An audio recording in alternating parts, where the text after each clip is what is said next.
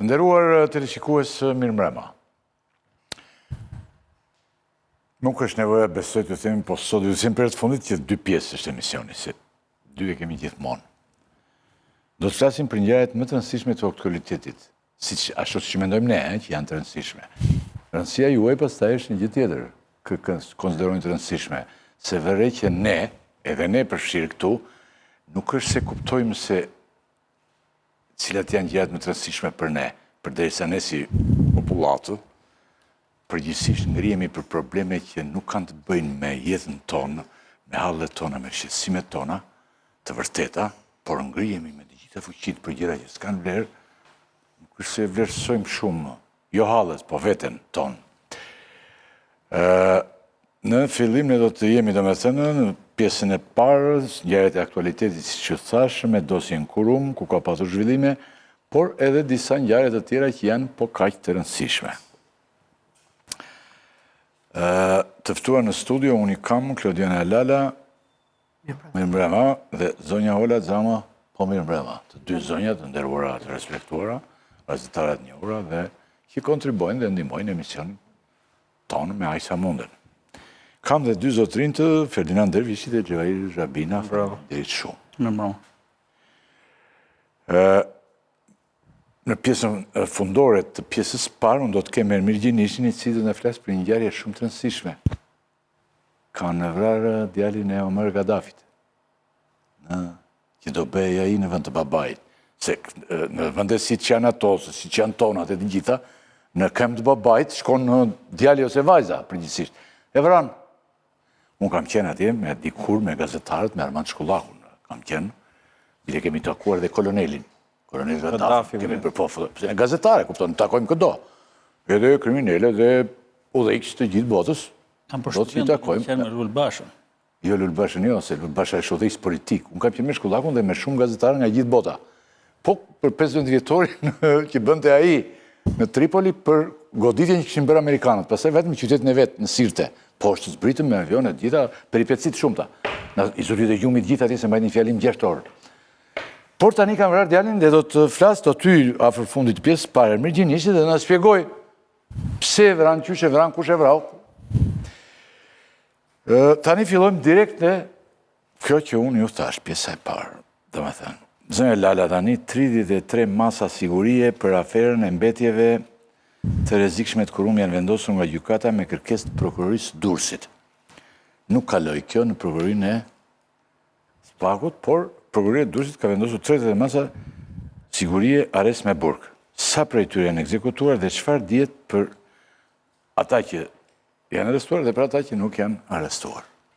Atëherë janë 33 masa, por janë 26 arrest në burg dhe 7 masa të tjera, kryesisht për zonjat në arrest në shtëpi. Dhe është dhe një nga zyrtarët aty. Kështu që jo të gjitha janë arrest me burg. Nga këto janë ekzekutuar pjesa më e madhe, pra 20 masa sigurie, ndërkohë që në kërkim mbeten 13 të tjerë dhe realisht në kërkim janë pjesa kryesore e personave të cilët dyshohen. Bëhet fjalë për Erdal Demir, që është administratori i shoqërisë Kurum, po ashtu edhe Jusuf Sezai Kurum, edhe ky administrator me prokuror i shoqërisë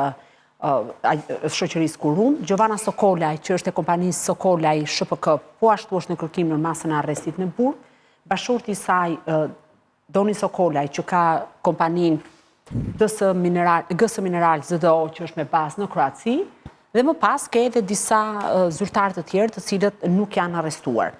Personat të cilët, ose më saktë, masat e sigurisë që u firmosën nga ana e prokurorisë Durrësit, nëse ju kujtohet, ne kemi qenë në emisionin tuaj, kur unë ju thash që kishim mbritur përgjigjet e analizave nga një laborator në Itali dhe mbi bazën e këtyre përgjigjeve të ardhur nga laboratori që u konfirmua që mbetjet ishin të rrezikshme, pra nuk ishin ato që ishin deklaruar nga ana e shoqërisë Kurum dhe shoqërisë Sokolaj, por ishin të rrezikshme dhe rezultonte që ishte hiri i furnaltave elektrike të shoqërisë Kurum. Me njëherë më pas, prokuroria ju drejtua gjykatës me kërkesë për caktimin e masës së sigurisë, sepse ka arritur të konfirmojë deri më tani që është kryer kontrabandimi i mbetjeve të rrezikshme dhe një sër veprash të tjera penale që nga falsifikimi e të tjera me radhë. Tani, mos ta them live. Çfarë është i gjithë ky skandali, zoti Rakipi?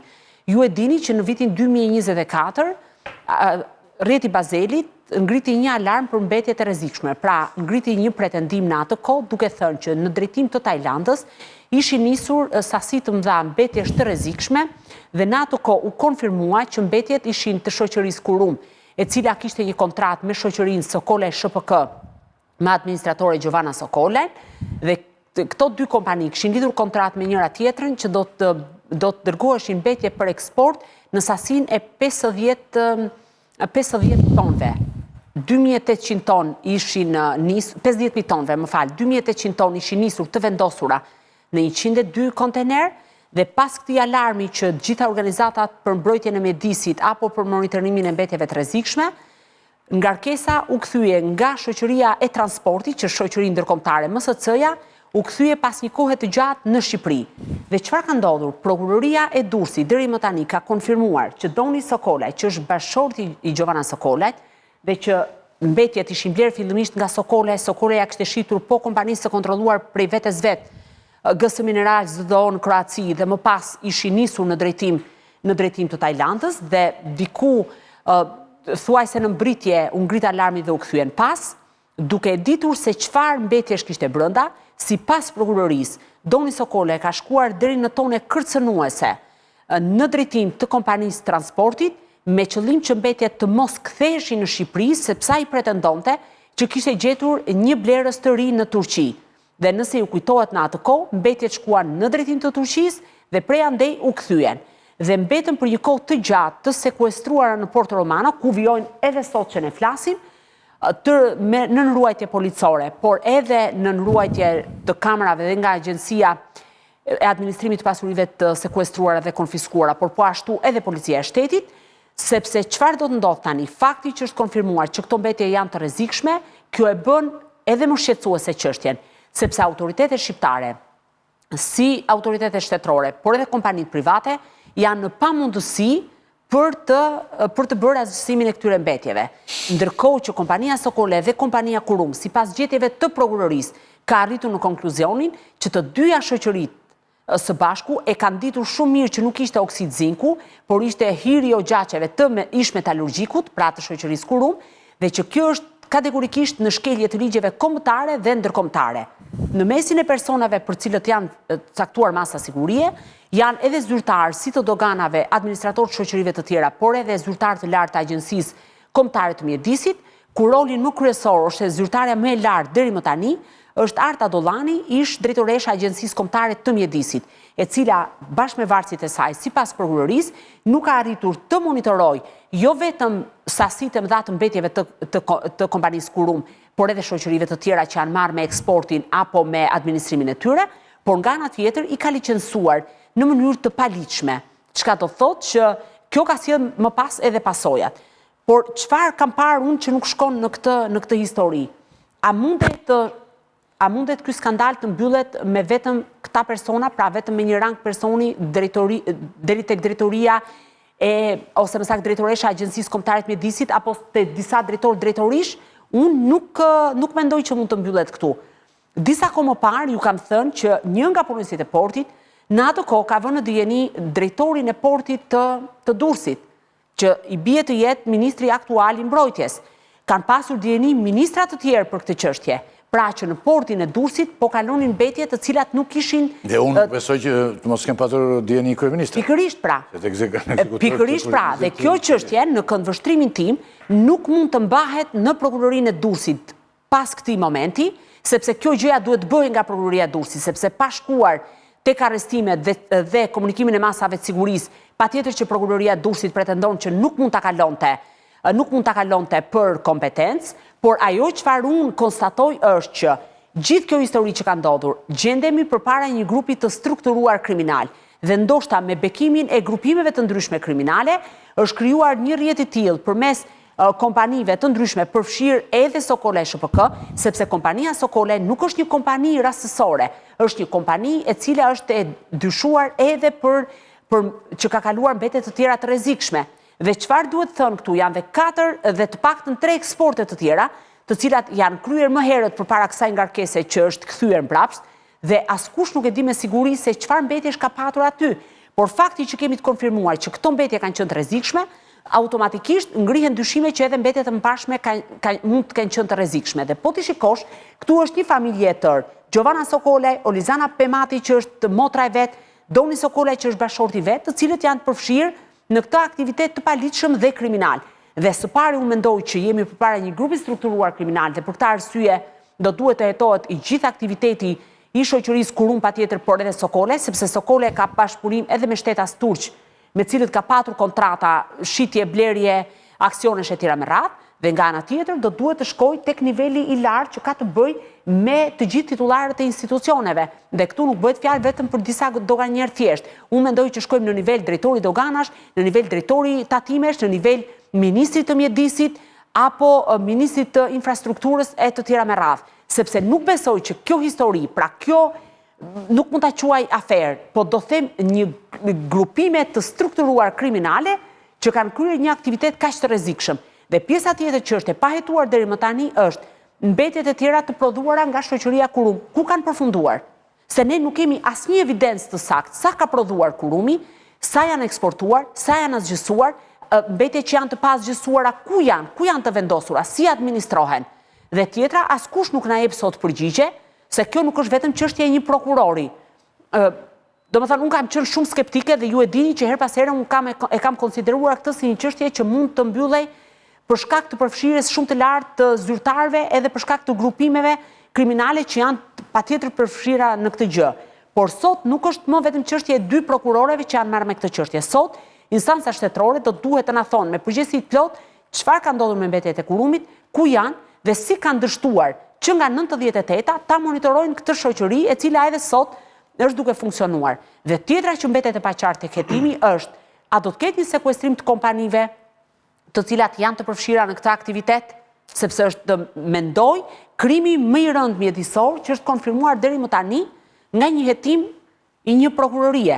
Unë nuk besoj që kemi patur të konfirmuar, se dyshime mund të jenë ngritur shpesh herë, po të konfirmuar tonelata mbetjesh të rrezikshme që shkaktojnë kancer tek qytetarët, që mund të shkaktojnë ose më saktë pasojat të ndihen pas një kohë shumë të gjatë, ndoshta pas 10, 20 apo 50 vjetësh. Kështu që këto janë të gjitha pikpyetjet, pra përtej pjesës që them dakord ishte një hap i mirë që u bë goditje nga ana e prokurorisë së Durrësit, por nuk prokuroria e Durrësit tashmë duhet ta çojë në SPAK dhe nga ana tjetër institucionet e tjera shtetërore duhet të lëvizin me urgjencë për këto arsye që unë rendita. Zonja Zama? Ju jeni marrë gjerësisht me këtë temë dhe jo më kotë unë thash sot që duhet të rikthehemi pas vendimit të gjykatës, të prokurorisë dhe gjykatës. Në fakt, jemi marrë dhe kemi diskutuar shpesh në shumë episode dhe të emisionit të pa ekspozuar dhe ato dyshime dhe pikpyetje apo edhe të dhëna që ne kemi ngritur në këtë emision, në këtë studio, tashmë janë të konfirmuara edhe nga prokuroria. Edhe pse një hetim që zgjati për rreth një vit e gjysmë, kemi 33 masa sigurie për një grup personash dhe kompanish të cilët janë të përfshirë në trafikimin e mbetjeve të rrezikshme. Ajo që të bën përshtypje, fillimisht si qytetari këtij vendi, është që kush i ka monitoruar mbetjet e një prej ndosëve më të mëdhenj në Shqipëri, siç është kompania Kurum, e vendosur në kombinatin e metalurgjikut të Elbasanit. Pra, nëse ka ndonjë industri të rëndë në Shqipëri që ndot, ajo është e kompanisë Kurum. Dhe hetimi na vërtetoi që çdo hallk institucionale e ushtrimit të kontrollit te Kurumi ka dështuar. Bëheshin raporte periodike, kompania kishte raporte vetë monitorimit të cilat asnjëherë nuk janë kontrolluar se të sakta janë nga agjencitë rajonale mjedisore, apo qoftë edhe nga drejtoria qendrore, apo edhe me të nisnin inspektime tematike, si me urdhër të drejtorit të përgjithshëm edhe me urdhër të ministrit të mjedisit.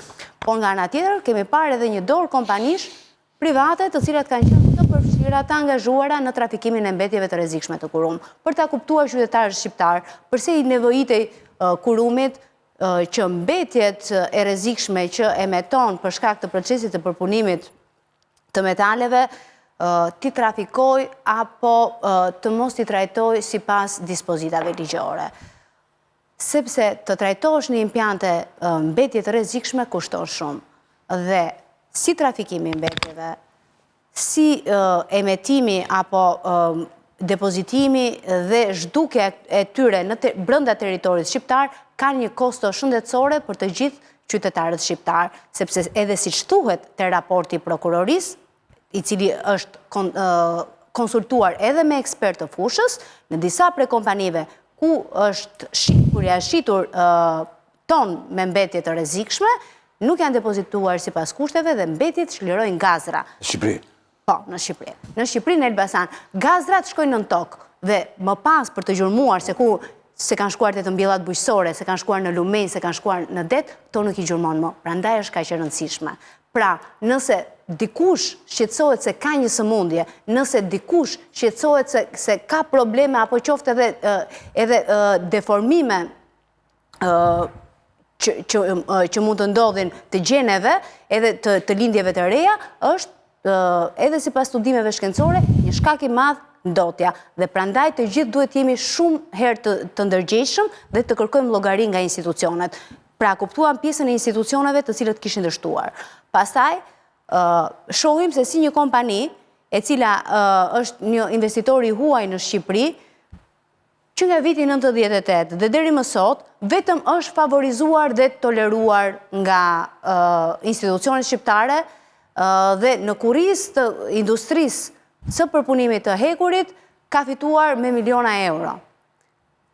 Dhe ka përfshirë në këtë skem edhe kompani të tjera private dhe tashmë e ka bërë Shqipërinë në hartën e vendeve që janë të përfshira në trafik ndërkombëtar mbetjesh, sepse kjo na kishte mbetur pa qenë që të ishim edhe të harta e një vendi që bëjmë trafik ndërkombëtar mbetjesh. Nga ana tjetër, shohim që i gjithë zinxhiri institucional, doganat, kapiteneria e portit, autoriteti portual i Durrësit, Ministria e Mjedisit, Agjencitë Rajonale Mjedisore, policia, janë të gjitha të përfshira Shërbimi informativ shtetëror, që sigurisht do duhet kishte informacion parandalues në momentin që bëhen trafikime të tilla, se është një çështje e cila të paktën vetëm në rastin e kompanisë Sokola, ju e keni lexuar dosjen.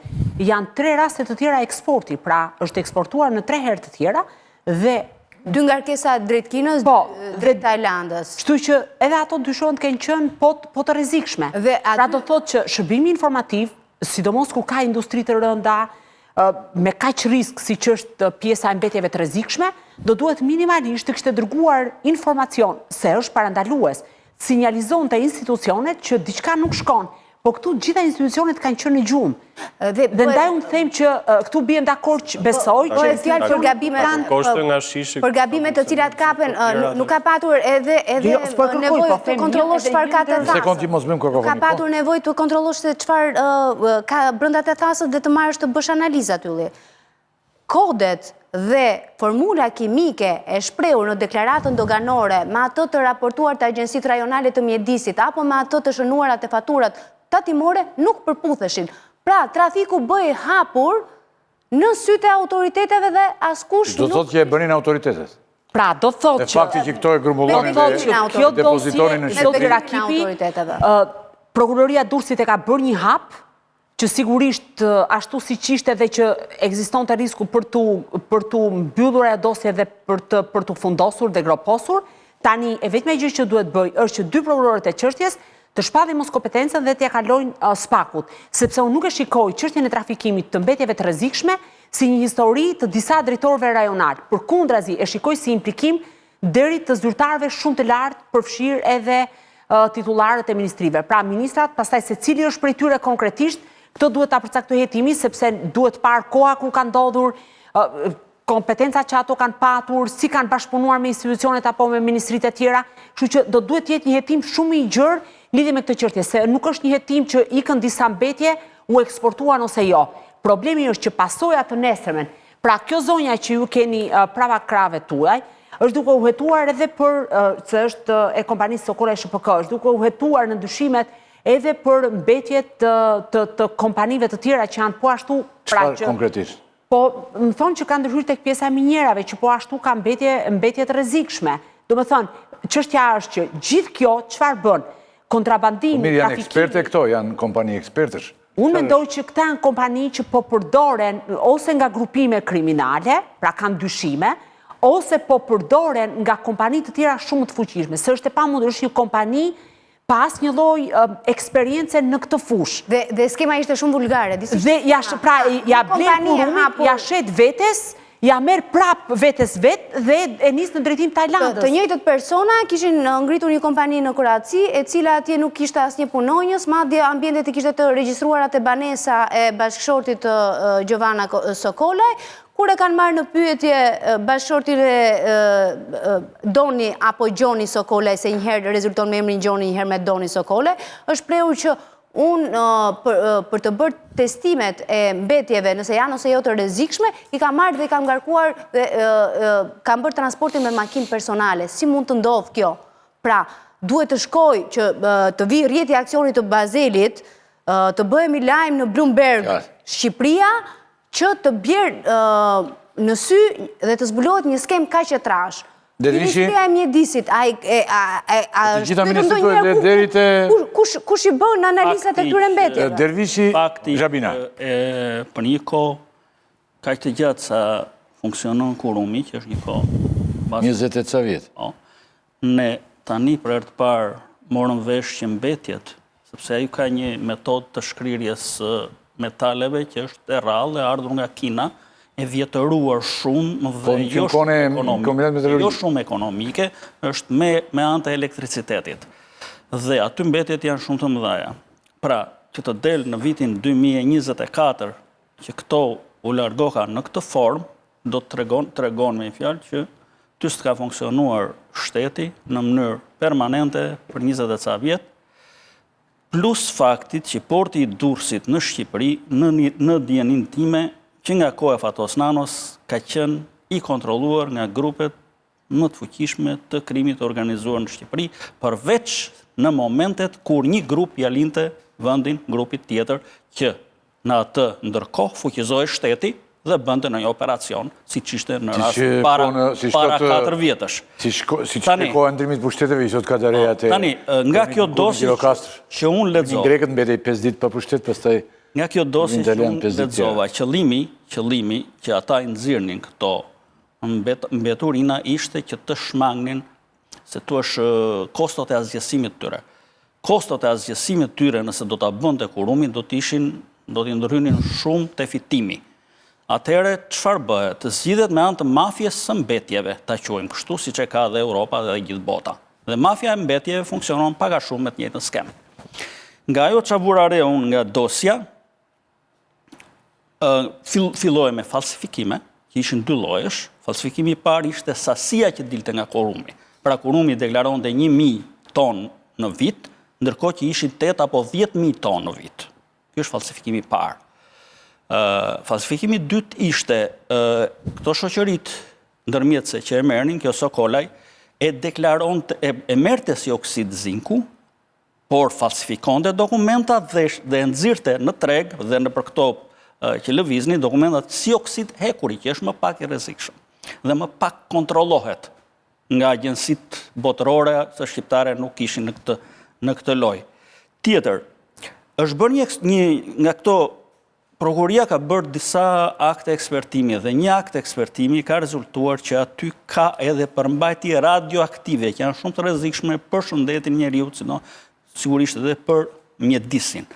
Tjetër, kishte edhe një moment tjetër ku janë zhdukur rreth 30 deri në 40.000 ton nga një shoqëri kompani Bajrami SHPK, e cila pra del diku në dokumenta sipas prokurorisë, synonte t'i trajtonte me impjant betoni për t'i përdorur si stabilizues të rrugëve. Pra këto janë zhdukur, nuk e di njeri se ku janë këto 40. Janë shtuar dhe në rrugë atje? Mund t'janë shtuar dhe në rrugë dhe ajo që avullon e marrim gjatë gjithë kohës.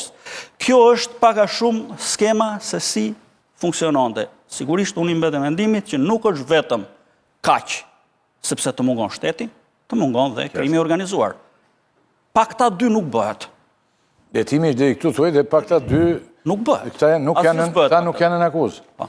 Dhe sidomos shteti janë, domethënë, autoritetet fare poshtë, peshqit Që jemi mësuar të themi që se ekzistojnë të vegjit. Këtu nuk kemi nivel politik, kemi betimi i prokurisë së Durrësit deri tani është në nivele shumë të ulta të atyre institucioneve që kanë pasur kompetencë për të shmangur këtë trafikim.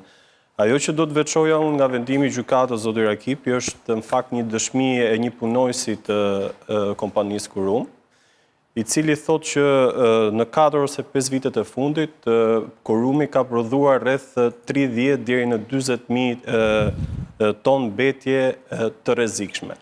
Dhe ne këtu po flasim vetëm për rreth 2.800 ton. 2.800 ton. Tani, pyetja më që duhet bëhet në këtë moment është që ku kanë shkuar gjithë këto mbetje. Kanë mbetur në Shqipëri, janë depozituar në Shqipëri në mënyra të ndryshme, apo është ndjekur e njëjta rrugë dhe janë të trafikuara jashtë vendit.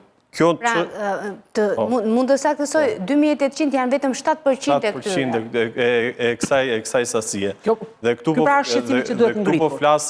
po flasim për një skandal të përmasave, kam përshtypjen unë të ndërkombëtare dhe ky hetim në këndvështrimin tim nuk mund të qëndroj vetëm në Shqipëri. Ne po flasim për prokurinë e posaçme, që në fakt është e udhës që duhet ta marrë këtë çështje, por duhet ta lejoj njëherë prokuria e Durrësit që kjo të ndodhë. Por kjo është pikpyetja më e madhe dhe më pas janë edhe sasia prej 40.000 tonësh skorje, që është një masë e cila nuk është mbetje e rrezikshme, por sigurisht që do trajtimin e duhur. Dhe dy kompanit, Bajrami N dhe Alliance Resource, nuk dihet se ku e kanë çuar këtë lloj sasie, rreth 40 ton bëhet fjalë, pretendohet që mund të jetë shtruar në asfalt apo të jetë përdorur në ndërtimin e rrugëve në Shqipëri apo në projekte të tjera ndërtimore, por kjo është një gjë që nuk merr përgjigje as në këtë vendim të prokurisë të Durrësit. Megjithatë, duhet thënë që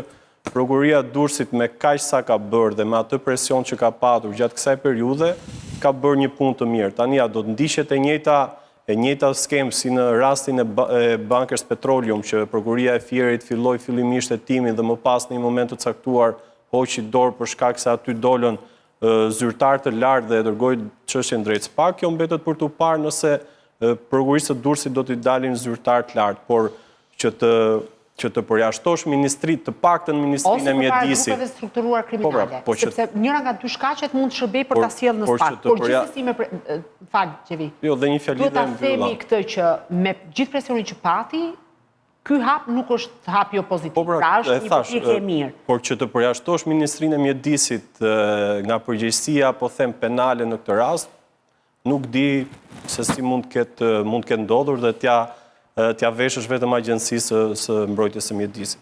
Për shembull, është një nga ish zyrtarët e Agjencisë Kombëtare të Mjedisit, i cili më thotë që Agjencia Kombëtare e Mjedisit ka një drejtori që duhet të mbajë saktë të gjitha mbetjet që gjenerohen nga veprimtari ekonomike të tilla. Dhe kjo drejtori nuk ka bërë asgjë, jo vetëm për këtë shoqëri, pra shoqërinë Kurum, por edhe shoqëri të tjera që funksionojnë dhe operojnë në vendin tonë në këto industri të rënda.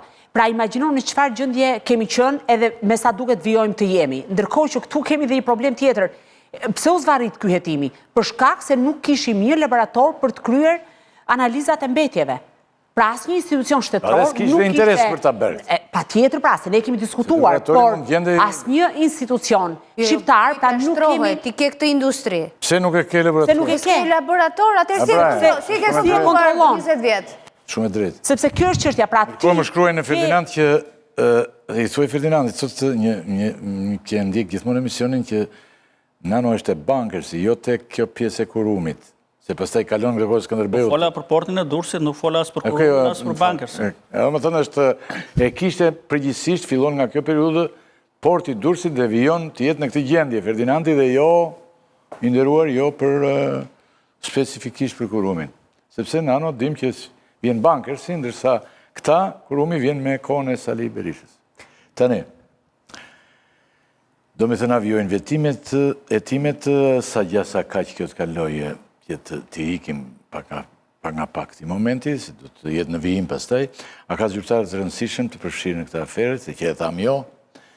Jo, ka zyrtarë, çështja është që prokuroria e Durrësit duhet ja kaloj Spakut për kompetencë. A do t'i kaloj Spakut për hetimet e mëtejshme? Unë besoj që kjo duhet të ndodhë, nuk ka asnjë Njërë prokuroria e diskutim. Durrësit që t'ja kaloj Spakut, se nëse nuk i gjen prokuroria e Durrësit që ka zyrtar të lartë përfshirë apo grup strukturuar, nuk kalon në prokurinë e posaçme. Ose mund tjetë edhe gjykata e cila mund të urdhëroj prokurorinë e Durrësit që të ushtrojë hetimet për të parë përgjegjësitë dhe më pas për t'ia kaluar kompetencë prokurorisë posaçme. Është edhe kjo rrugë. Si mendoni tani, më lam në ekipa them, se pëse ne do t'jemi në këto zonjat edhe njerë se mora veshun Klodi, pse hynin këto zonjat? Sepse Agjencia Kombëtare e Mjedisit është një institucion në varësi të Ministrisë. Dhe kanë hyrë dhe në vende të tjera të ti. Të lutem, jo, është në varësi të Ministrisë së Mjedisit dhe që duhet të monitorojë të gjithë këta aktivitetin e kompanive. Pra nëse flasim për zyrtaret, ku është mes tyre në Arret Shtëpie dhe zonja Arta Dollani, që ka qenë e besuara e Mirela Kumbaro si ministre e Mjedisit, më pas ajo tërhoqi tek Ministria e Arsimit, duhet parë gjithë aktiviteti i saj, por nëse ndalemi tek motrat Sokole, sepse tjetra e ka të ndryshuar, e ka Pemati, duhet hetuar gjithë aktiviteti i tyre. Mjafton të shikosh një fragment të dosjes së prokurorisë, që bashorti i Gjovana Sokolit, Doni Sokola e ka zyrtarisht për shkak se ka dhe shtetësi kroate, sepse emri origjinal është Gjoni, po do t'i përmbahemi atij zyrtar, ai shkon deri në tonë kërcënuese ndaj kompanisë që do sjellë mbrapsht ngarkesën dhe i thotë që duhet ta çosh sepse unë kam gjetur një blerës të ri me qëllim duke e ditur se çfarë kishte brenda kontenerëve, ai insistonte me çdo kusht që mbetjet mos vinin në Shqipëri sepse ishte shumë i sigurt se çfarë kishte brenda atyre kontenerëve. Dhe tjetra duhet parë me kë kanë lidhur marrëveshje, kush janë kompanitë me cilat që kanë bashkëpunuar me kompaninë Sokola dhe GS Mineral ZDO në Kroaci, kush janë shtetasit turq të cilët kanë patur, sepse kompanitë, po të shikosh, janë shitur dhe janë blerë disa herë. A kanë marrëveshje të tjera me kompani që janë në përgjithsisht të përfshira apo operojnë në vendin tonë në industrinë e rëndë? Pra gjitha këto pikpyetje do duhet të hetohen nga ana e prokurorisë për të patur një përgjigje shtërruese. Së pari dhe së dyti ka një gjë. Aty mund të kuptohet më pas se nëse ka patur interesa kriminal pas kësaj, pra trafikimit të kësaj sasie të mbetjeve, pavarësisht se ajo mbeti në tentativë dhe u kthye mbrapsht. Dhe pyetja tjetër që duhet të ngrejmë është, çfarë do të bëjë Agjencia e Administrimit të Pasurive sekuestruara dhe të konfiskuara? Ku do shkojnë këto 2800 tonët? Ola, kemi laborator ne në Shqipëri, jo. Ka një problem, pyetja... Për këto mbetje, nëse do të ketë një vendim gjykate që do të provoj fajsin e kompanisë Kurum, e cila ka mohuar që t'je mbetjet e saj dhe t'je mbetjet të rrezikshme, thotë që unë kam tregtuar sasi të oksidit të hekurit dhe të oksidit të zinkut, por nëse konfirmohen me vendim gjykate, akomodimi i mbetjeve do të vazhdoj që të ri pra në Agjencisë pronave të sekuestruara dhe konfiskuara, deri në një vendim të formës së prerë, dhe nëse vendimi përfundimtar i apelit është që mbetjet janë të kompanisë Kurum, do duhet që për trajtimin e tyre në një impiant të specializuar të paguaj kompania Kurum dhe besoj që para e shtetësitar... Që ta përmbledhim, që ta përmbledhim... Do të duhet të kërkoj... Se kjo është problemi, pra ato po qëndrojnë... Nëse më le dhe 2 minuta, që t'japim edhe një përgjigje përse ka dështuar zinxhiri institucional i kontrollit në Shqipëri. Pra kemi një agjensi që kemi disa njerëz që shkojnë si inspektor dhe marrin pagën, apo shkojnë si inspektor, marrin pagën, shkojnë si drejtor, janë ministra, marrin jo vetëm pagën, por marrin edhe shfetin. Kjo është pyetja që duhet të kuptosh. Kush është kompania Kurum? Kompania Kurum është një nga kompanitë më të rëndësishme dhe më të mëdha në Shqipëri. Për 2024, që ka qenë viti kur është bërë dhe trafiku i mbetjeve, të ardhurat janë 200 milion euro, ndërkohë që fitimi neto para taksave ka qenë 10 milion euro. 330 milion euro ka qenë xhiro e viti 2023, 24.6 milion euro fitimi. Pra, kemi të bëjmë me një kompani të pasur, e cila është favorizuar në shumë momente, që kur mori kombinatin metalurgjik, që në vitin 2011, kur mori 87.000 metra katror me 1 euro. Po të ashisnin me çmim tregu 20 euro, 30 euro, do t'i merrnin 2 milion euro. Do t'i merrte publiku shqiptar, buxheti publik. Po edhe tokën e kanë marrë për 1 euro. Po ashtu edhe kompania Allianz Resources... Më thënë kjo investori strategjik pas ka ekzistuar që herë, po, kjo kompania tjetër ka marrë po ashtu në ndërmarrjen e përpunimit të Çelikut, edhe ajo në vitin 2019 tokën për 1 euro. Pra janë kompani që pasurohen mbi pasurit e qytetarëve shqiptar, nuk paguajnë taksa dhe ndotin dhe dëmtojnë edhe shëndetin Në konkluzion, shqiptar. bëjmë një konkluzion që është i rëndësishëm, mendoj unë, si ne jemi detyruar të bëjmë si media. Nga të farë ne thamë këtu, duket që pjesa dërmuese, për të mos thënë pothuajse të gjitha, janë depozituar në Shqipëri, kur hidhen dhe dyshime që janë shtruar dhe në rrugë. A kemi jetime për këtë? Jo. Atëre këtu qalon apo jo? Po këtë thamë pra, që të ketë një jetim do duhet jetë i shtrirë në kohë dhe do duhet të shkojnë në nivele ku asnjë nga hallkat e kontrollit nuk funksionon për të qenë në këtë gjendje. Se këto më shkruajnë, se këta na helmojnë në Shqipëri, deri tani jetimi na ka treguar vetëm për mbetjet që kanë shkuar në Tajland. Jo. Dhe mbetet tu, se kjo është në fakt, dy kompanitë Alliance Resource dhe kompania Bajrami në SHPK, ajo ka marrë skorje të cilat nuk kanë kodin mbetje të rrezikshme, por janë mbetje të cilat duhet të trajtohen sipas një niveli të saktuar në bazë të licencave. Dhe nuk i ka patur këto licenca. Por çfarë thotë hetimi prokurorisë? Ka humbur kompanitë të cilat merren me tregtinë e mbetjeve duhet të kenë dhe kodin e gjurmëshmërisë. Pra, që nuk e kanë patur. Dhe nuk e ka parë. Prandaj bëhet e pamundur për të gjurmuar nga ana e prokurorisë edhe se ku kanë përfunduar. Zotëri Rakipi, që gjithë ato që kanë ndodhur në 30 vite me kurumin ta zgjidhi hetimi prokurorisë të Durrësit në 2 vite, në 1 vit. Kështu që nuk ndodh, është pak. Kur sushetuar asnjë gjë, thoj, për 20 ca vjet. Atëherë ikim kurumi për një kohë gjatë ka qenë dhe me shpallje falimenti, për mos paguar asgjë shtetit. Dhe një që tjetër. Edhe nga rindërtimi u bë një nga kompanitë më të pasura dhe nga kriza e energjisë pastaj një nga kompanitë më të pasura. Tani fakti si bankës. 54 milion euro dhe kriza është pasuruar më shumë në Shqipëri. Atëherë. Me një fjali, fakti që Akonoja ka hequr prej kohësh dhe ka nxjerrë në rrugë të gjithë specialistët më të mirë dhe aty janë emëruar dhe kanë drejtuar vetëm njerëz të lidhur politikisht. Po qëllimisht. Do thotë që patjetër qëllimisht se një profesionist nuk pranon të shkojë deri në nivele të tilla. Kjo do thotë që problemi ka qenë sistemik, të gjithë kanë mbyllur syt përpara këtij skandali dhe pasoja më e rëndë që do të vi do të jetë tek shëndeti jon.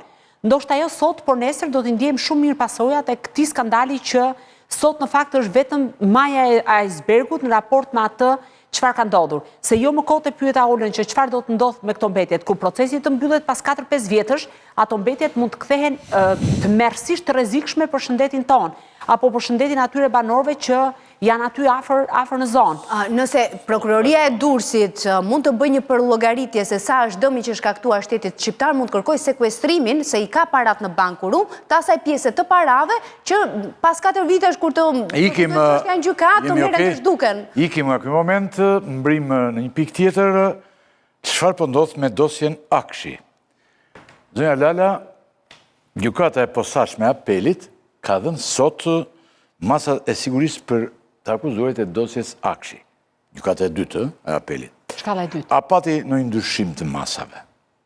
Çfarë ndodhi nuk pati për gjithë personat, sepse duhet kemi parasysh që sot për u shpall vetëm vendimi, sepse seanca është zhvilluar më herët, ishin vetëm drejtoresha Akshit Mirlinda Karçanaj, zëvendës drejtoresha Hava Delibashi dhe biznesmenët si dhe zyrtari policisë të cilët janë me masa më të lehta. Gjykata i la të dyja zonjat, si Karçanaj ashtu dhe Delibashi në masën e sigurisë arrest në shtëpi dhe nuk bëri ndryshim, po ashtu mbeten fuqi edhe masat e tjera për biznesmenët dhe për zyrtarin e policisë, të cilët janë masa të lehta, ndalim për të dalë jashtë vendit dhe pezullim nga ushtrimi i funksioneve. Ndërkohë që për 2 biznesmenët Ergyes Agasi dhe Ermal Beqiri nuk ka pasur shqyrtim të ankimit sepse nuk është ekzekutuar masa arrestit në burg, ata janë të dy në kërkim ndërkombëtar, pra fillimisht kombëtar dhe më pas ndërkombëtar dhe pa u ekzekutuar masa nuk mund të shkojnë në apel. Ajo çfarë ndodhi, në fakt, kishte edhe një zhvillim tjetër paralel, gjykata e posaçme apeli dha edhe një vendim sa ju përket sekuestrimit të sendeve, telefonave, por edhe të pajisjeve të tjera kompjuterike në banesën e zyrtares së lartë policisë së shtetit Ervina Gjana, dhe po të shikosh të dyja vendime. Jo shumë këtë mbulimin sepse na krijon situatë edhe këtu për të parë. Jo, që e vuri sepse ka një detaj shumë interesant. Po ta shikosh, për herë të parë gjykata në 2 vendime radhasi ka urdhëruar ndalimin e publikimit të akteve. Dhe e dini pse e ka bërë këtë gjë?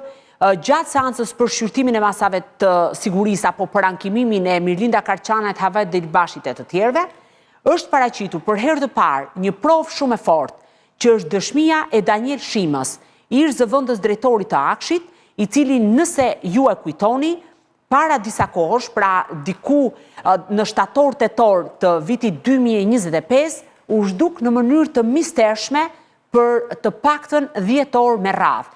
Dhe mbani mend çfarë bëri propaganda, çështja Daniel Shimës është mbyllur, prokuroria e Tiranës e ka mbyllur si një histori banale me zënkër me partneren e tjera me radhë.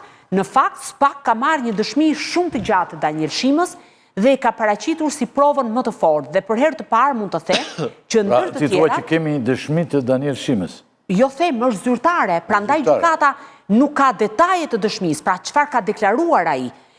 Por ama ju konfirmoj me përgjegjësi të plotë që Daniel Shima ka folur për rrëmbimin e tij dhe ka dhënë emra dhe fakte konkrete.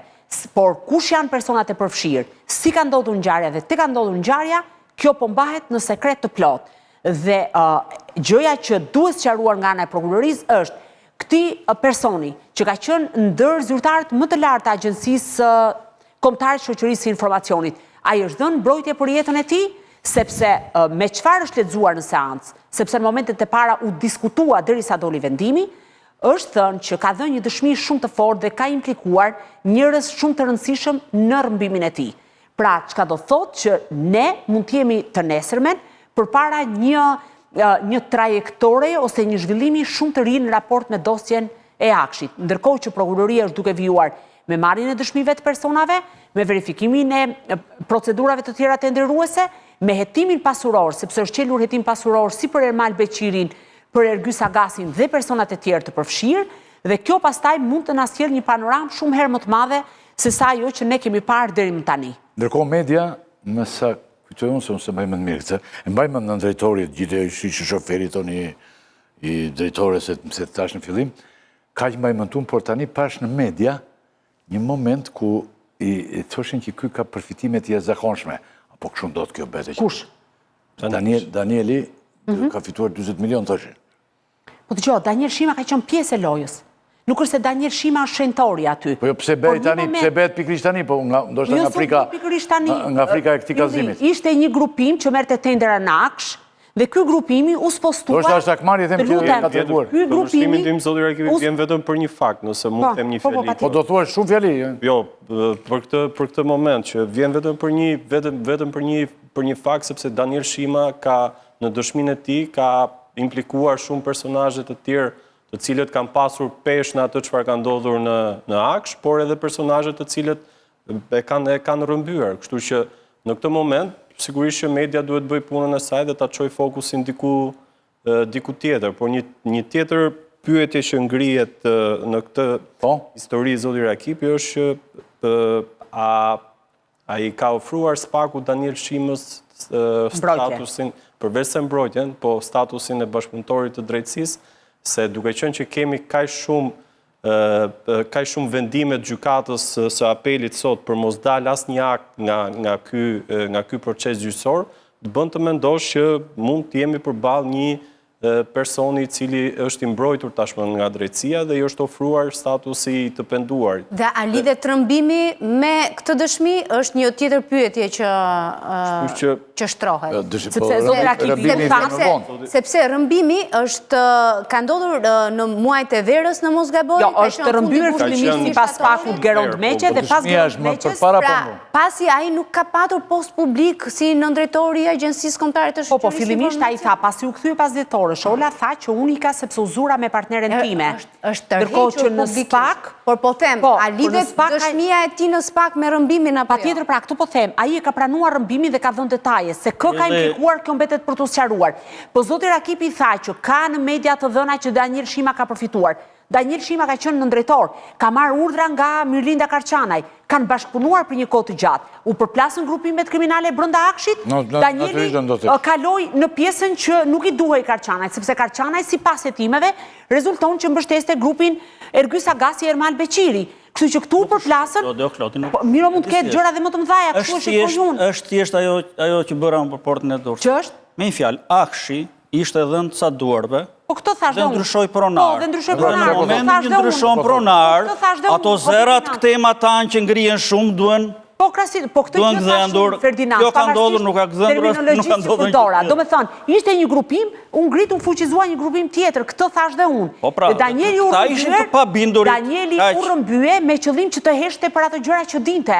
Jo, sepse filloj të fliste. Po pra, pikërisht pra, për këtë po të them. Ai që të heshte për gjëra që dinte. Të njëjtën gjë po themi. Okej, në rregull. Nuk kam Gabina? Duke qëndruar dhe pak tek po them ajo që po ndodh me Daniel Shimën. Sigurisht që të sfumosh dëshminë e Daniel Shimës në raport me ato që ai di çfarë ka ndodhur në Aksh, sigurisht që duhet të pomposh lajme të tilla sikur Daniel Shima ka përfituar 40 milion apo 50 milion euro nga tendrat që ka ndodhur në Aksh, kështu që logjikisht kjo është e pamundur të ndodh, por Akshi nga krahu tjetër tregoi edhe një gjë tjetër zoti Rakipi, që deri në çfarë nivelesh kishte arritur kriminalizimi në një institucion si Akshi, por edhe se kush ishte pjesë e këtij grupi kriminal. Grupi kriminal në krye kishte 2 biznesmen, për qenë grupi i cili funksiononte të duaj edhe një punonjës policie që ishte nëndrejtori i policisë së Tiranës, Ismaili, që të funksiononte më tej grupi duheshin edhe disa personazhe të tjerë që në momentin kur biznesmenët të cilët nuk pranonin të tërhiqeshin nga garat e ankimimeve, ata rrëmbeheshin nga personazhet të krimit organizuar. Kështu që kjo është ajo që ka ndodhur me Akshin, por nuk mjafton vetëm kjo. Gjatë kësaj periudhe që janë shpallur në kërkim 2 biznesmenët, Ergyes Agaci, Ermal Birqiraj, edhe janë ndaluar disa persona të tjerë. Kompanitë të cilët kanë ndihmuar në funksionimin e skemës së Akshit vazhdojnë të marrin para publike nga institucionet shqiptare. Thesari është shumë i thjeshtë për t'i kontrolluar dhe institucionet të rëndësishme në këtë vend, si Këshilli i Lartë Gjyqësor apo Agjencia Kombëtare e Mjedisit, vazhdojnë të japin para për kompanitë të cilët kanë ndihmuar 2 biznesmenët që të mbajnë në këmbë këtë skemë. Se çfarë duhet bëj SPAK-u dhe duhet t'i sekuestrojë, të paktën t'i sekuestrojë në mënyrë që këto para që shkojnë drejt tyre kompanive të paktën të kenë një administrator shtetëror në mënyrë që mos të shkojnë tek përfituesit të tyre fundor që sipas prokurisë së posaçme në disa raste, në shumicën e rasteve ishin Ergyes Agaci dhe Ermal Birqiraj.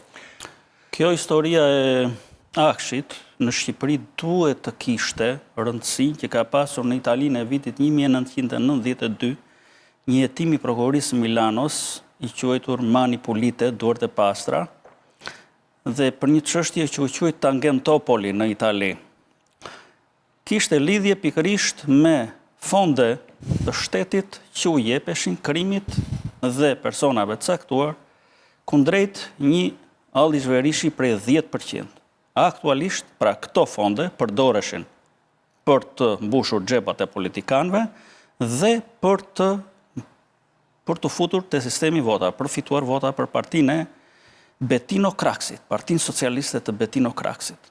Kjo histori që prokuroria e asaj kohe e çoi deri në fund, e rrëzoi këtë parti përfundimisht bashkë me kryeministin. Do vjojmë se kemi edhe 2 pjesë. Shkatërroi dhe demokracinë kristiane. Po tregon një rast të ruaj, e kupton që dhe nëse prokuroria shqiptare do kishte mundësinë ta çonte këtë dosje deri në fund, për mua do ndodhte e njëjta gjë. Ndryshimi vetëm është që përqindjet e fitimit janë nga 30, 50 deri në 60%. Do them diçka, se për çfarë ka rëndësi dëshmia e Daniel Shimës. Daniel Shima ka qenë nëndrejtori. Edhe nëse ne shohim që ka lajme të cilat thonë që ai është pasuruar në kurisë të kësaj pune, unë nuk kam asnjë dyshim që si e gjithë struktura e Akshit kanë qenë të inkriminuar, të mjafton të lexosh për 19 procedura, aty përmenden 70% e punonjësve të kësaj agjencie. Do ishim pa drejtit përmendim 2-3 emra dhe kaq. Patjetër, ai që bashkëpunon, ai që bashkëpunon merr pjesën e vet. Ai që bashkëpunon merr kjo dëshmia. Po për çfarë duhet të ketë rëndësi? Ikim nga ky moment procesi, nuk do të vazhdojmë sepse po s'kemi kohë se po e fillove të Milanos prapë. Jo, Milano, nuk të them Milano. Unë po të them një gjë që më falni fjalë. Të lutem sa t'jap një të gjej parat spaku se ku janë, se te 19 procedura flitet për 60 milionë euro. Dhe azikundin, asnjë aferë nuk janë parat. Nuk ka sekuestruar asnjë nga kompanitë ylli, nuk ka vendim për sekuestrimin, një kryesorja dhe dy ka të bëj me pjesën e reagimit institucional. Pra, sa do të punoj spaku, nëse këto kontrata vazhdojnë janë në fuqi dhe thesari shtetit vazhdojnë t'i paguaj, këto bëjnë mirëmbajtjen e sistemeve sot, nuk ka asnjë lloj vlerë. Sipas Open Data, Akshi ka lëvëruar tendera nga viti 2019 dhe parashikuar deri në 2026 780 milion euro. Me fitim të llogaritur të 50%, këtu jemi gati 400.000 milion euro fitim. 400. Është shumë se sa historia e inceneratorëve dhe ndonjë histori tjetër. Fare pak minuta, në një moment tjetër, Zoja Lala, lufta tani që bëjnë këto grupet që godasin një tjetrin dhe plagos nëse vrasin, nuk është më vetëm në rrugë. Tani zhvillohet dhe në Berberane, apo në vend tjetër dhe një luftë është zhvilluar në Berberan në Lezhë. Më thëroj që i vëmendin shumë kjo gjë tani. Në rilë të Lezhës në një Berberan. Nuk e relevizoj unë këtë. Por them që ka shkuar tani, luftohet edhe brenda. Nuk luftohet vetëm jashtë, ose ruhet pritet njeriu të kaloj në rrugë ose kështu. Tani të vetet direkt në Berberan ai dhe në vend që të qetë në mënyrë tjetër, të vret, të qetë kare, fare. Pra, fillimisht u raportua si atentat ndaj nipit të Ardian Nikulajt, po është mësuar se ka patur një përplasje të armatosur. Çfarë është kjo përplasje armatosur tani në mes të Berberanës? Mes qytetit. Mjafton që kosh pamet prapa shpinës tënde për të kuptuar që është qelluar 10 herë. 16 herë është qelluar nga brenda Berberhanes në drejtim jashtë dhe mbi 30 herë të tjera është qelluar nga jashtë nga dy persona të armatosur me Kalashnikov në drejtim të personave që ndodheshin brenda. Tani, ajo çfarë unë duhet të ngres si shqetësim është pikërisht fakti mënyra se si u soll policia në lidhje me këtë ngjarje. Policia e shtetit dhe policia e Lezhës në momentet e para u përpoq ta relativizonte duke cilësuar këtë si një gjë banale dhe u përpoq të thoshte që Sokol Daci, pronari Berberhanes, u plagos dhe do të mbyllej aty. Vetëm pasi është marrë vesh në media nga burime shumë të besuara që brenda lokalit ishte një punonjës policie që sot është i arrestuar për shpërdorim detyre. Dhe po ashtu kishte qenë edhe nipi Ardian Nikulaj, Merando Nikulaj. Ardian Nikulaj, ju e dini, është biznesmeni i cili u qellua në lokalin e tij në Shëngjin, dyshohet një shtetas portugez si ekzekutor, 4 britanik si persona që vëzhguan, pra bën vëzhgimin e viktimës të shënjestrës dhe gjithashtu edhe Edmond Haxhiaj, familjar i Lekstakave, fis me cilin Nikulajt janë në hasmëri. Atëherë, për shkak të raportimeve mediatike, policia u detyrua të pranonte që Merando Nikulaj kishte shkuar aty. Tani çfarë ka ndodhur? Brenda Berberhanes ka shkuar Merando Nikulaj, nipi Ardian Nikulajt, i shoqëruar nga punonjësi i policisë, i cili ka qenë i armatosur me armën e shërbimit edhe pse ka qenë jashtë pune. Sipas të dhënave dhe pamjeve filmike, rezulton që Merando Nikulaj ka shkuar në shoqërinë e punonjësit të policisë.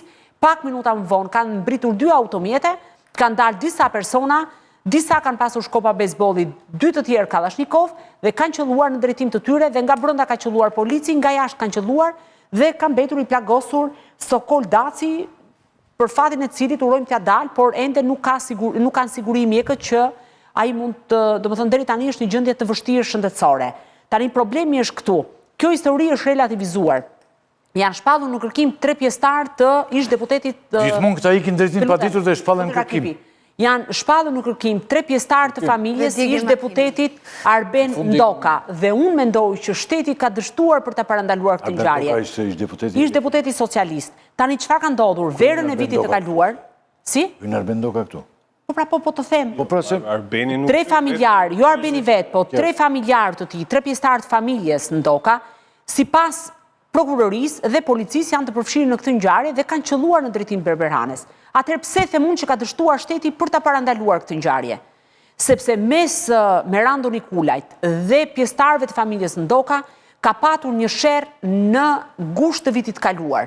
Merando Nikulaj ka goditur me automjetin e tij 2 pjesëtarë të familjes Ndoka, të cilët po kalonin në motor në afërsi të asaj zonës që ata e konsiderojnë si zonën e rrezikut dhe nuk pranojnë askënd të afrohet, pra çdo person të dyshuar, ata ose e kërcënojnë Nikulajt ose e godasin, sepse i tremben një hakmarrje të mundshme, dhe në vend që shteti të merrte masa për parandalimin e kësaj ngjarje, në fakt çfarë ka bërë, ka lejuar zyrtarë të caktuar të policisë që ca të mbrojnë Nikulajt duke i shoqëruar jashtë shërbimit, e ca të mbrojnë ndokët. Dhe ndaj unë shikoj këtë si një ngjarje problematike, se për fat të keq ka një gjë në veri të vendit. Në momentin që nis nuk di të ndaloj më.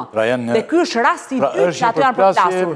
Që vijon. Me armë që vijon në mes dy grupeve të fuqishme. E di si themi ne, e ka shpëtuar plumbi, e ka fal plumbi, sepse të qellosh me Kalashnikov 30 herë, i bie të ketë fal plumbi. Po efektiv policisë pse është ndaluar? Sepse shoqëronte me Rando Nikulen, po them, dhe ka qelluar me armë nga brenda Nikulaj shoqëroi Berberhanës. nga efektiv policisë?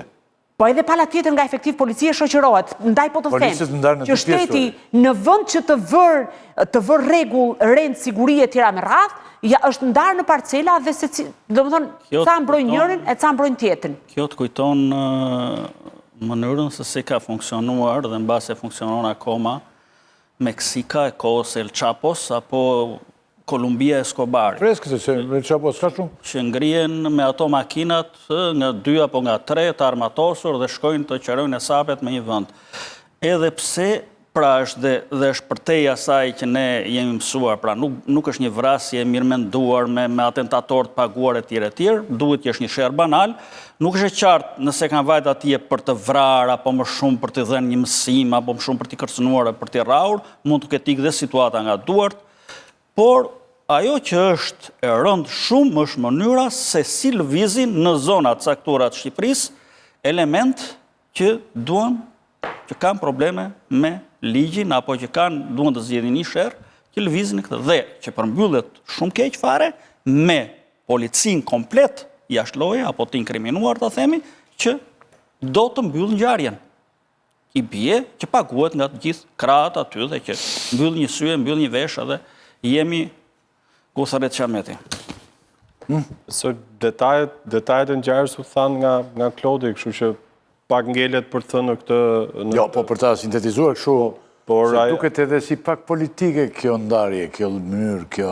Ajo që mund të them unë që... Njerëz të krimit të cilët kanë shpatullat e ngrota, thotë, po nëse ti ke shpatullat e ngrota të policia, do të thotë që ke një mbështetje tjetër, një pushtet tjetër. Duke qenë që Fisi Nikulaj ka disa konflikte të hapura, po them, në zonën e Lezhës, kjo ngjarje mund të përdoret edhe nga personat të tjerë për të bërë atentatet të tjera ndaj këtij fisi. Por, sigurisht që gjithë përgjegjësia më e madhe në gjithë këtë histori bie mbi policinë e shtetit që duhet të ketë informacion dhe ka pasur informacion mbi konfliktin e këtyre 2 personave dhe nuk ka ndërhyrë. Dhe qëllimi vetëm në këndvështrimin tim ka qenë për të ekzekutuar personin, se askush nuk shkon për të sqaruar me Kalashnikov me vete, apo që të mbaj pistolet me vete. Qartë, po ka dhe një problem, ato janë të vegjël.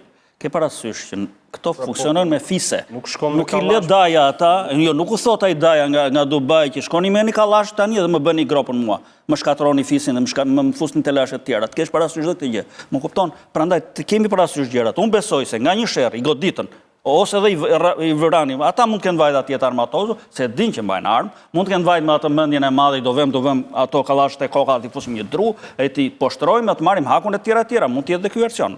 Sepse nuk janë ata që e vendosin, janë shumë të vegjël për ta vendosur.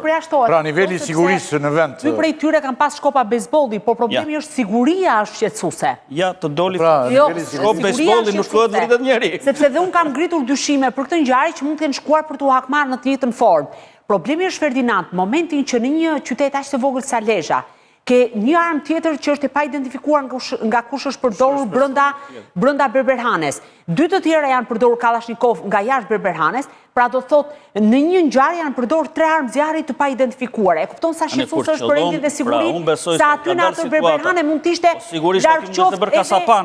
E kupton një kasapan mund të ishte. Ky djali që është plagosur, Sokol Daci, është komplet njëri pafajshëm në këtë histori. Dhe sa të pafajshëm kemi ne të vrarë nëpër Shqipëri.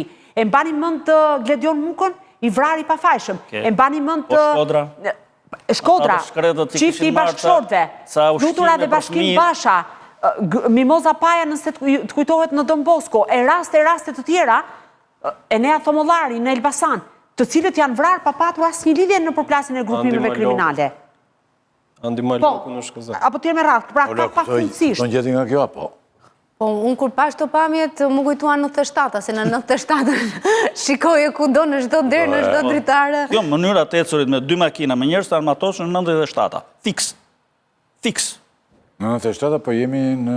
Jo, jemi avër në 97-ës. Jemi kthyer prapë, po kthehemi.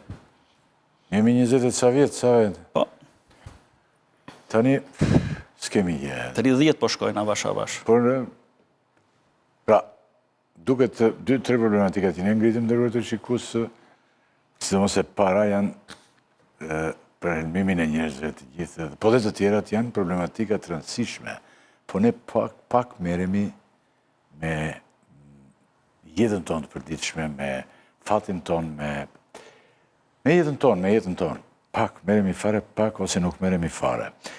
Unë i falenderoj shumë në pas do vjoj këtë pjesë, sepse jedëm bëj gati Gjinishin nga studio tjetër, mirëmbrëma Gjinish, ne do të vjojmë të flasim bashkë tani, unë ju uroj natë mbarë, sepse kam dhe një arsye natë mbarë, them, sepse zonja, pse me s'mos e themi tani, se qesh me zonjë të i bashkëshorë ka ditë lindjen. Pse unë e njoh personalisht dhe them, dhe gëzuar se të mora dhe kohë dhe të kërkoj dhe falje, të kërkoj ndjesë Ylberit, të është dhe 100, apo s'do 100. Po vajtë Ylberit 100 ti do vdesë shpejt. Kështu që më mirë. Por vla, hiqe fare më burse në vrau. Që të vrave më? Jo. O, zotri, bëni kujdes sepse jemi në zedhe këtu, se duke si kur keni vra Gjinishin. Se Gjinishin e pare kanë vra, Enver Hoxha. Mustafa Gjinishin, të vrisni dhe këtë Gjinish edhe ikën pasaj gjithë bota. Pra faleminderit shumë, ju largoni nga të nga mua më lidh me Gjinishin urgjent. Edhe vazhdoj unë me ta dhe këta ikin në qefin e tyre. Dhe punon vetëm kamera me mu. A jemi okej? Se ti përqeshër e Mustafa Gjinishin e ke gjeti? Po, nga familja ime. Ose unë jam nga se a i ka ikur për lesh nga Enver Hoxha, të ikish dhe ti tani me kufjet këtu e me gjerat, ikën njeri u kotë. A kupton? Tani në pjesë, ne do të jemi të 2 pjesët, por ti të pjesë do të më spjegosh mua një gjë të rëndësishme. Dhe spjegova unë në fillim të emisionit, se unë kam qenë dhe në Libiti, edhe ti ke qenë, dhe ti ishe në para pak ditësh ishe. Tani mos bëni zhurmë i thuaj ta që ikin tani, se vazhdo në emisioni i thuaj, o zotri. Tani, është vëra djali Muamer Gaddafit. Prite që këtë bej në vënd babajt, në këmbë babajt, se në vënd e si, vendi Gaddafit, në vëndin tona, po dhe në shumë vëndet tjera, do me thënë ikën babaj, ose vritet babaj, vjen djali, ose vajza. Të një s'ka ndodhur akoma kjo, po mund të ndodhë, tani. Dhe mund të ndodhë. Çdo gjë mund ndodhë. Tani, është vrarë Saif al-Islam Gaddafi, djali liderit libian Muamer Gaddafit. Çfarë ka ndodhur? Kanë qarkulluar shumë teori se kush qëndron pas vrasësisë dhe pse. Ky është tek, por ky mund të bëjë një udhëheqës i vendit. Po, zoti Rakipi, është konfirmuar, është e vërtetë e konfirmuar vrasja Saif Gaddafit. Në datë 3 shkurt, në orën 3:30 mëngjesit, në qytetin Zintan, ku qëndronte 53 vjeçari Saif Gaddafi, ka patur një sulm, i cili nuk ka zgjatur shumë, ku ka mbetur të vrarë Saif Gaddafi dhe 4 nga personat e sigurisë të tij, cilët garantonin sigurinë e tij. Deri tani duhet thënë që nuk ka autoriteti i prokurorisë, akoma nuk ka vënë gishtin mbi autorët. Pra, me pak fjalë, autorët janë pa identifikuar. Dhe me gjas që kështu do të vazhdojë të jetë. Arsyeja pse autorësia do mbetet enigmë në vrasjen e Saifit lidhet me personalitetin e Saifit, aktivitetin e Saifit, si një figurë shumë e komplikuar. Kush ishte, para se të kalojmë tek disa dhëna mbi Saif Gaddafin, vlen për të përmendur pavarësisht se personat cilët kanë kryer këtë akt, vrasjen e Saif Gaddafit, mbeten pa identifikuar, ka disa pikë pyetje të mëdha për të vlerësuar nivelin e organizimit të këtij atentati, këtij eliminimi, po themi, sepse fikja e kamerave, nxjerrja e kamerave të sigurisë jashtë kontrollit dhe sistemit të alarmit jashtë kontrollit ngre pikpyetje për përdorimin e teknologjive. Pra nuk ka qenë një vrasje banale nga grupet rivale militare. Kjo është e padiskutueshme. Megjithatë, kush ishte Saif Kadhafi, zoti Rakipi? Saif Kadhafi ishte djali më angazhuar politikisht i Kadhafit, në politikë dhe në diplomatik që në kohën e regjimit babait të tij. Ishte një figurë e cila para pranverës arabe shfaqet si një personazh reformues, hodhi disa teza, cilët lidheshin më shumë me reformat institucionale, po edhe shoqërore në Libi dhe pati simpatin e sidomos të brezit të ri. Megjithatë, gjatë pranverës arabe në revolucionin që ndodhi në gjithë vendet arabe, ku përfshi dhe Libia e Kadhafit në vitin 2011, ai u spostua nga idetë e tij reformuese dhe mori një pozicion në mbështetje të hapur ndaj regjimit babait të tij. U akuzua më tej pas rrëzimit Kadhafit për krime kundër njerëzimit, u arrestua dhe u lirua në vitin 2016 bazuar në ligjin e amnistisë së qeverisë libiane, e cila amnistoi pjesën më të madhe, për të mos thënë tërësisht, figurat e mëdha të regjimit të kohës Kadhafit.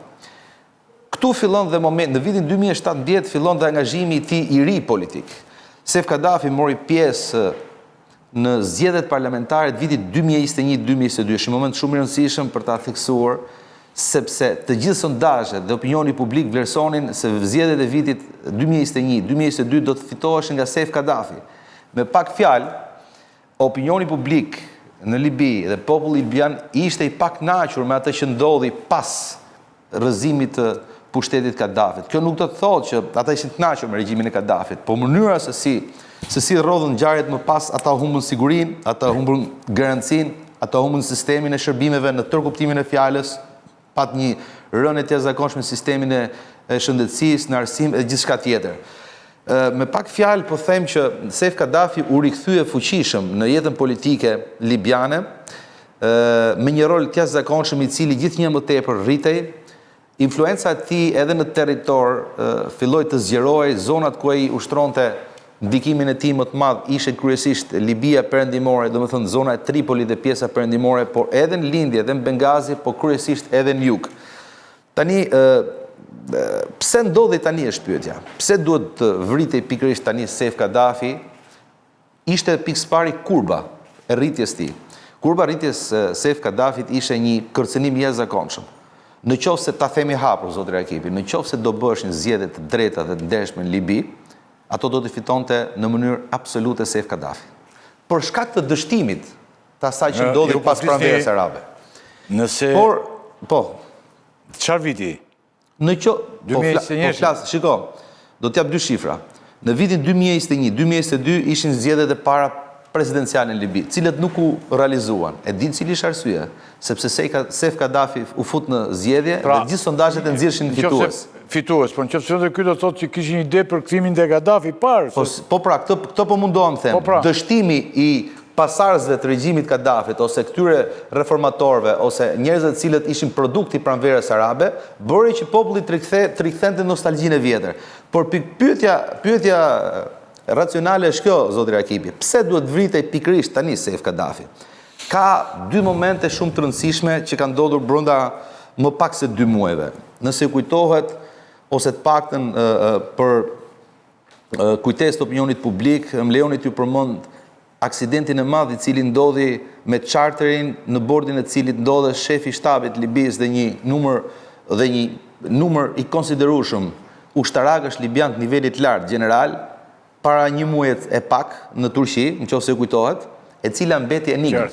U vra shefi i shtabit në një aksident, ose mirë pati një aksident, dhe u zhdukt e gjithë elita ushtarake e qeverisë së Tripolit. Mos harroni që qeveria e Tripolit është një qeveri e zgjedhur dhe vetëm një qeveri legjitime në Libi, pavarësisht se kemi një mungesë zgjedhjes gjatë kësaj kohe. E dyta, ka një zhvillim tjetër që nuk mund ta anashkalojmë. Para 10 ditësh ka patur një takim në Paris midis Dbeibës, i cili është shefi i sigurisë kombëtare i qeverisë Tripolit, dhe djalit të Hafterit, Saddam Hafter, nën patronazhin ose ndërmjetësimin politik të Francës. Takimi është bërë në Paris dhe me sa duket të dyja palët kanë dhënë sinjale që janë të gatshme të bashkëpunojnë për krijimin e një, si thua, e një momenti të volitshëm ose po themi të kënaqshëm për të plotësuar atë të cilën vuan dhe mungon në Libi sot, për të plotësuar ose më mirë të themi për të hapur rrugë zgjedhjeve të lira, sepse të dyja palët pengojnë njëra tjetrën. Ai ishte pengesë Sef Islami, Sef Kadhafi. Ju përmenda zgjedhjet presidenciale të vitit 2021-2022, po kemi edhe një palë zgjedhje tjera, zoti Rakipi, cilët janë verifikuar dhe tregojnë influencën gjithnjë e mënrritje të Sefit. Kemi patur zgjedhjet lokale në vitin 2024-2025 në Libi, dhe nga 54 bashki, 48 kanë fituar mbështetësit e Sefit. Me pak fjalë, ky njeri do të ishte një fitues absolut. Absolut. Dhe kundërshtari politik aty ka vrarë tani, se kjo është... Atëherë, ja ku erdhë tek pyetja. Kush janë polet kryesore rivale në politikën libiane sot? Kemi qeverinë e Tripolit, e cila mbështetet dhe njihet ndërkombëtarisht. Kemi general Hafterin, i cili... Po kjo pro-amerikane është qeveria e Tripolit tani? Po, kjo është totalisht pro-perëndimore, madje perëndimi e njeh qeverinë e Tripolit, dhe ajo mban këmbë. Kemi general Hafterin, i cili dominon zonën e lindjes, Bengazit, dhe jo vetëm Bengazit, gjysmën e Libis, po themi, dhe kishim dhe Sefin. Në qoftë se zgjedhjet do ishin të ndershme me këto 3 kandidat ose këto 3 pole, sigurisht i fiton dhe Sefi. Me largimin e Sefit, potenciali më të madh për të fituar zgjedhjet në Libi e ka Hafteri, çuditërisht general Hafteri. Sepse Hafteri, në sytë e libianëve, është një hero i cili luftoi grupet terroriste të ISIS-it që u futën nëpërmjet Egjiptit. Pra, më shumë ti vrasi është Hafteri? Jo, nuk do ketë kur emër vrasi. Nuk do zbulohet kur. Nuk do zbulohet kur vrasi, po lexojmë aq sa mundet, lexojmë realitetin libian. A dështoi apo nuk dështoi revolucioni libian është një pyetje e cila ka shumë këndvështrime. Megjithatë, a ishte apo si ishte pengesë për ndërtimin e Libisë së re Sef Kadhafi? Po, ishte pengesë në një farë mënyrë sepse ishte një pol. Po kush ishte Libia e re? Libia e sotme... Unë kam idenë i sotme është më keq se Libia e Gaddafit. Këtë po mundohem të them gjatë gjithë kohës. Por realiteti libian përveç... sepse unë kam qenë aty. Gjatë kohës Kadhafit. Me kolegun tim e gjitha dhe na mbajti dhe një fjalim ai në Sirte, te çadra e tij sa pallati kongreseve çadra. Në qytetin e lindjes. Në Sirte e qytetit e lindjes, po na çuan aty pasi mbaroi takimin në Tripoli, ishin 1500 veta të ftuar, nga gjithë bota, dhe ai na mbajti një fjalim 6 orë ku fjetën pjesa dërmuese i zyri gjumi nga gjithë bota, por ai mbajti një fjalim kundër amerikanëve. Burte Clintoni, buri mirë shumë tha, ishte Clintoni atëre, president, buri mirë shumë tha, po ai edhe ai ishte amerikan tha. Dhe do me thënë të pyeta më gjerësisht shumë për të thënë që nga që unë e kam para të vend, e kam para që ishin çmimet që ishte, jo nafta, se nafta ishte, po thoj se pa lek, po, që ishin gjerat të them që Libia e atërshme ishte me mirë se Libia e sot, apo ja? Sigurisht, se në radhë parë një shtet vlerësohet në aspektin e sigurisë. Libinë e sotme nuk krahasohet niveli i sigurisë me kohën e Kadhafit, nuk diskutohet fare. Megjithatë, ai ishte apo si ishte pengesë Sef Kadhafi për krijimin e Libisë së re, le të themi, ose një faqe të re të Libisë, më lejo të përmend 3 fakte të cilat nuk lidhen me Sefin. Sot Libia ka një ndarje politike të theksuar nëpërmjet grupeve politike. Kjo është e pse do perëndimi i Libinë e sotme? Ja, më lejo. Ditë më thuash të gjë. Më lejo 2 minuta dhe ta them. Edhe sa më thjesht që popullata ta kuptojë. Më lejo 2 minuta ta mbyll çështjen e performancës ose realitetit politik sot në Libi. Po thoja që sot Libia post Kadhaf është një Libi me ndarje politike të theksuara. Është një Libi ku prania milicive është në të tërë territorin dhe pjesën më të madhe të rasteve këto polici nuk kontrollohen nga shteti. Dhe elementi 3 dhe shumë i rëndësishëm, zoti Rakipi, janë ndërhyrjet e huaja. Kur flasim për ndërhyrjet e huaja, këtu përfshi edhe shtetet perëndimore, por edhe shtetet kufitare, si Egjipti, Arabia Saudite, Emiratet e Bashkuara. Gjithë këto komponentë kanë ndikuar që të vonohet stabiliteti i Libisë. Kush kishte interes nga fuqitë e huaja për zhdukjen e Kadhafit? Sigurisht ato që mbështesin qeverinë e Tripolit. Shtetet e Bashkuara, Turqia, çuditërisht. Naftën kush e merr aty gjinish se ti?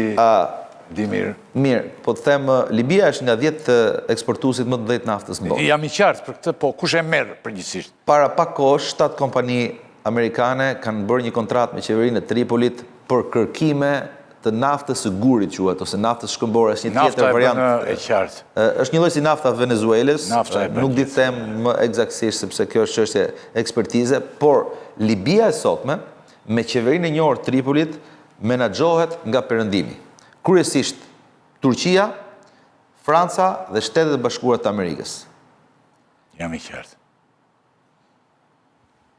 Është vend i pasur.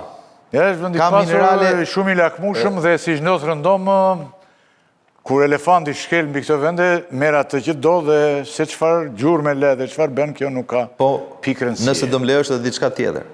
Libia, vendi i cili mbulonte të gjithë shpenzimet dhe mirëqenien e vet të një shteti gjys socialist në kohën e Kadafit, e bazonte buxhetin e saj në naftë, ndërsa që nga rënia e Kadafit deri sot, pjesa më e madhe e naftës, zoti Rakipi, trafikohet.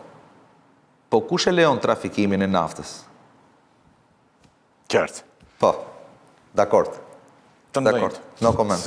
Ata lartë fare. Gjithsesi, unë do uroja që eliminimi i Seif Kadafit, megjithëse nuk ishte thjesht Seif Kadafi, po ai ishte simbol i regjimit vjetër, dhe regjimi vjetër në momentin e fundit, Kadafi angazhoi 240 personalitete të larta të shërbimit sekret dhe të ushtrisë libiane, i pajisi me para dhe me shuma më rëmendëse, dhe ato kanë qenë një faktor destabiliteti për hir të vërtetës në Libi gjatë gjithë kësaj kohe. Kështu që mendoj që jemi në prag të mbylljes së periudhës kadafiste dhe mbështetësve të Kadafit dhe fillimin një epoke të re për Libin. Që nuk e dim çfarë është. Sigurisht që do jetë më e mirë se sa kjo që ka kaluar deri në këto momente, them.